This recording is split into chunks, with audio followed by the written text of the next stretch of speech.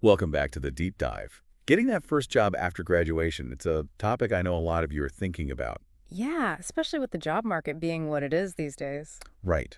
It can feel like a roller coaster. So we're diving into some advice from someone who knows a thing or two about climbing the career ladder. Kinjal Mathur, CMO of Squarespace. Squarespace. Wow, she must have some good insights. She does. And what's really interesting is she started her career way back when people still used the yellow pages to find jobs. Can you imagine? The yellow pages. Wow, that feels like a lifetime ago. I know, right? So Mathur's a big believer in being willing to do anything to get your foot in the door. I can see how that would be important. But what does that actually look like, in practice? Well, her first internship, she got it by cold calling companies, straight from those yellow pages. No way. Seriously. No LinkedIn, no fancy online applications, just pure hustle. Wow, that's impressive. Yeah. I can barely get myself to make a phone call these days, let alone cold call a bunch of companies. Yeah. Right. But that's the thing. It's such a powerful message even today. Because in a sea of digital applications, how do you stand out? Mathur's experience suggests that sometimes going back to basics, that direct personal touch can make all the difference. It's about making a connection, I guess. Not just being another name in an inbox. Exactly. And, it's easy to think, oh, but it was a different time back then. But Mara herself admits her first internship wasn't some glamorous gig. Oh, really? So what was it? Admin work research for the general counsel at Travelocity. Not exactly what you picture when you think dream internship. And probably not what you see all over social media either. Exactly. And get this, it was unpaid. Unpaid. Wow, that really challenges our perception of what's considered valuable experience these days. Right. We hear, get any experience you can, but it's so easy to dismiss those less than ideal opportunities, especially when you're just starting out. But maybe that's the wrong way to look at it. I mean, even those seemingly boring experiences, they can be stepping stones. Okay, I like that stepping stones, because it's not just about adding a bullet point to your resume. It's about starting to build a narrative. Building a narrative. Yeah. Okay, I need you to unpack that one for me. So what do you do when you tell a story? You're not just listing facts. You're creating a narrative with a beginning, middle, and end. Okay, I'm with you.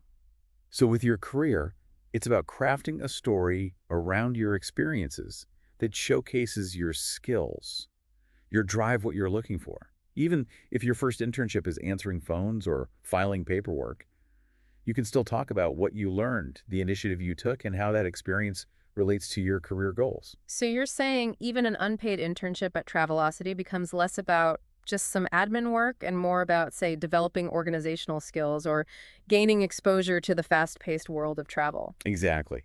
You're framing it in a way that's meaningful and relevant to potential employers. You're showing them you're not just looking for any job, you're looking for an opportunity to learn and contribute. That makes a lot of sense. So how did this whole building a narrative thing play out in Mathur's career?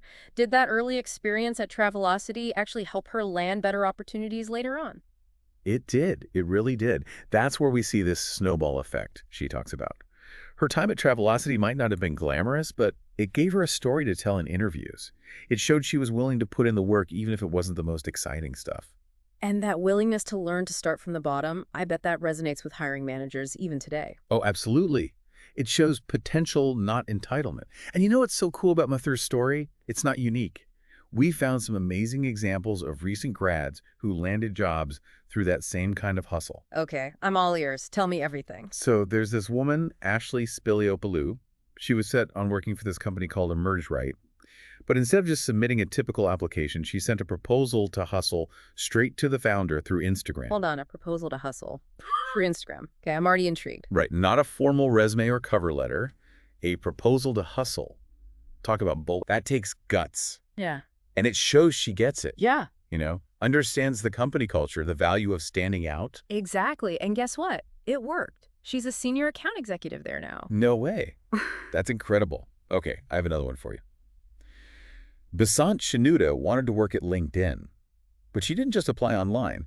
She got strategic, figured out which conferences their recruiters were going to, and got jobs waitressing at those events. Waitressing. To get closer to the LinkedIn recruiters. Okay, that's next level. Right. Talk about taking initiative. Yeah. She was literally putting herself in front of the people she wanted to work with. And it paid off. She Yeah. snagged an internship, and 3 years later, she's still with LinkedIn. Wow. These stories are amazing. Yeah. But it makes me wonder, do you think that kind of hustle is harder to pull off in a remote-first world? That's a really good question. And it's something to think about for sure. The way we network and connect has definitely changed, but the underlying principle still applies.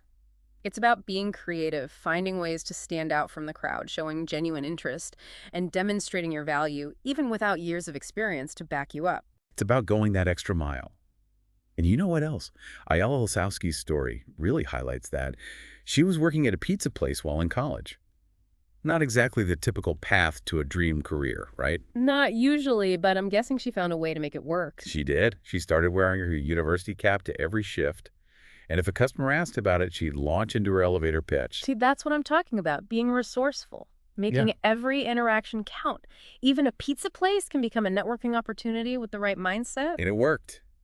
After a month of rocking that cap, she landed an internship. Love that. And it really underscores what Mathur's saying about all of this. It's not just about getting your foot in the door. It's about what you do once you're there. So true. Taking those internships seriously. Right. Really using them as a chance to learn, to contribute, to prove yourself. Exactly. Because at the end of the day, it's not just about having the skills on paper. It's about attitude, work ethic, that willingness to go above and beyond. That's what employers remember. And what they're looking for, especially in such a competitive job market. Moeller actually had some pretty strong opinions about how Gen Z needs to approach internships. Yeah. And you know what else?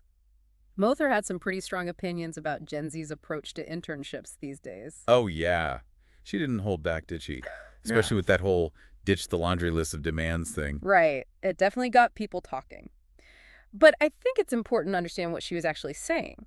It's easy to focus on the work from home, limited hours, high starting salary part. Yeah, I can see how that would rub some people the wrong way. But she's not saying those things aren't important, or that you shouldn't advocate for yourself and know your worth. So it's more about timing, I guess. When you're first starting out, maybe those aren't the things to lead with. Exactly. Instead of focusing on what you need from the company, focus on what you can bring to the table. Demonstrate that eagerness to learn, that willingness to go above and beyond, prove yourself. Right, because especially when you're just starting out, you might not have years of experience to fall back on. So it becomes about showing your potential, your work ethic. It's that show up hungry mentality, I bet, that makes a big difference to employers. Absolutely. Yeah. So I think what we can take away from all of this, from Mather's experience, from those stories of recent grads, is that initiative resourcefulness, that willingness to hustle. Those are the things that really make you stand out. And those are things anyone can cultivate, regardless of your background, your experience level. It's about being proactive, thinking outside the box, finding creative ways to connect with people and show your value. And not being afraid to go that extra mile, even if it means stepping outside your comfort zone. So true. Well said.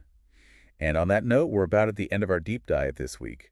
Big thanks to all of you for joining us. Remember, you have the power to create your own opportunities, so get out there and make it happen. Until next time, stay curious, everyone.